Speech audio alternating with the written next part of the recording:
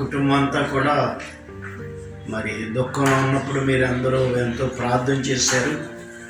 మరి నా కుమార్తె ప్రభునందు నిద్రించడం వలన హృదయంతో గాయపడి కార్డియాక్ ప్రాబ్లం వచ్చి నేను వెళ్ళాను.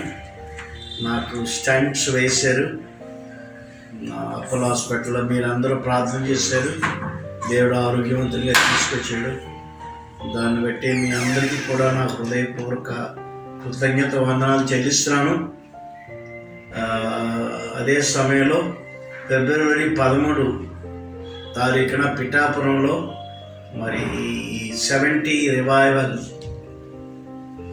యొక్క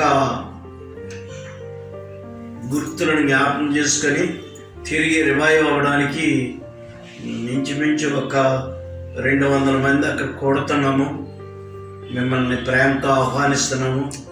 ఇది దేవుడిచ్చేటువంటి అవకాశమని మీరు గమనించండి. దాని కొరకు మరి ఒక బస్ కూడా అరేంజ్ చేస్తున్నాము మిమ్మల్ని తీసుకురావడానికి. ప్రేమతో రండి, రివైవల్లో పాలుపొంగులు పొందండి. 70 నుండి ఇప్పటి వరకు ఇంచుమించుగా 53 సంవత్సరం ఆ రివైవల్ మమ్మల్ని నడిపించింది. మీరు రివైవ్ అయితే మిమ్మల్ని కూడా ఆ విధంగా అటువంటి రివైవల్, హోలీ స్పిరిట్ రివైవల్ మిమ్మల్ని కూడా నడిపిస్తుంది. కాబట్టి మిమ్మల్ని ప్రేమతో ఆహ్వానిస్తున్నాము. అందరూ కూడా మీరందరూ బయలుదేరి తప్పనిసరిగా రండి. ఇది పరిశుద్ధాత్మ యొక్క రివైవల్. ఇది ఎవరు మనుషులది కాదు. ఇది మీరు రండి, మనందరం కలిసి ప్రార్థన చేద్దాం. God bless you.